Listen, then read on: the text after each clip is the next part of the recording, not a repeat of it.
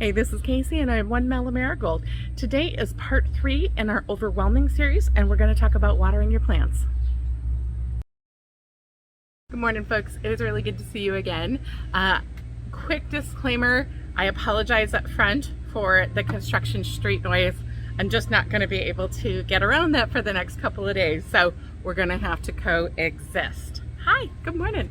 Okay, so this is part 3 in our overwhelming series, where we are trying to take some of the overwhelming, intimidating nature of growing and get that kind of out of the way a little bit so we can get you into the garden if that is where you want to be. So, first video we talked about finding your focus plant.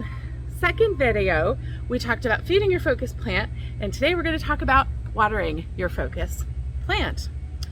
We are going to go through where you're going to source your water from and give you a couple ideas that way. We're going to tell you how much or how to figure out how much your plants are going to need, and then we'll talk about how often and the best times of day.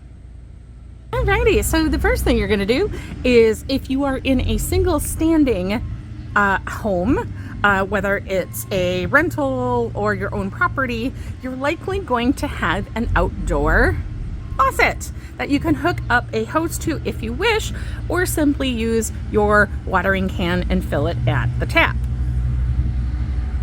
Fun fact, some folks may live in areas where there's a lot of drought and maybe just not enough groundwater, and so you may want to check into your location and make sure that there's no outdoor watering restrictions.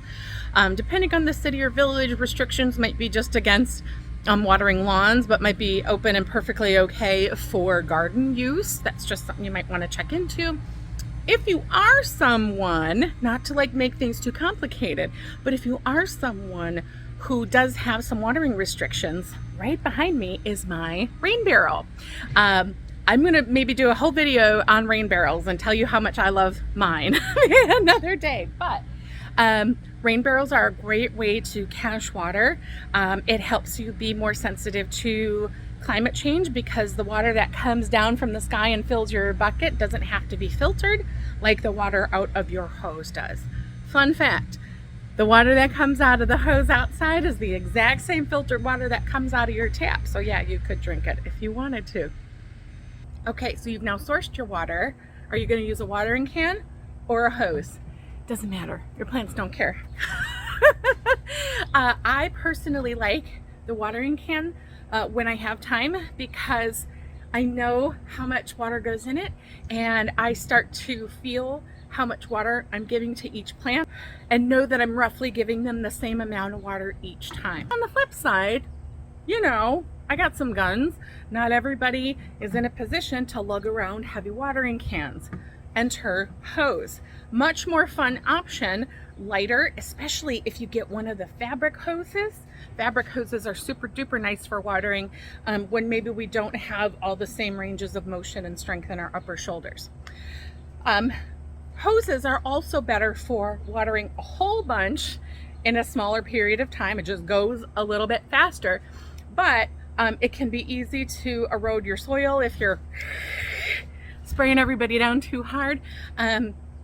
Again, this is also filtered water and you may run up against restrictions. So let's move on to how much water your plants really need.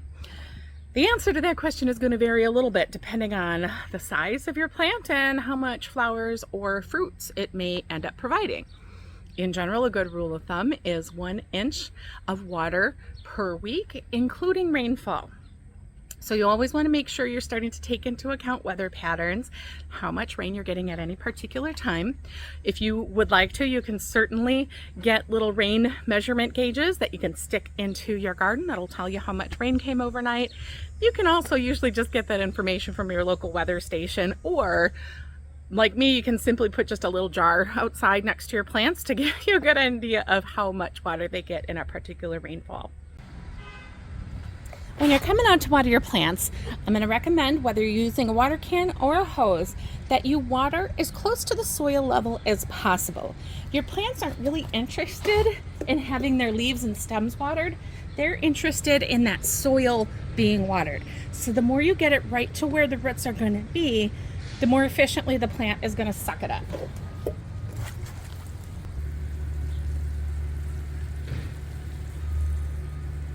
I know sometimes it may seem like more water is going to drip out the bottom than actually goes in, but trust me, you're giving your soil a lot of water.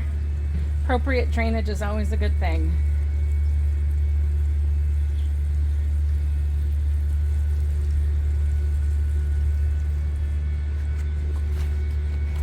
All right, my tomato now has about 1.5 gallons of water for today, and that's about all that she is going to need.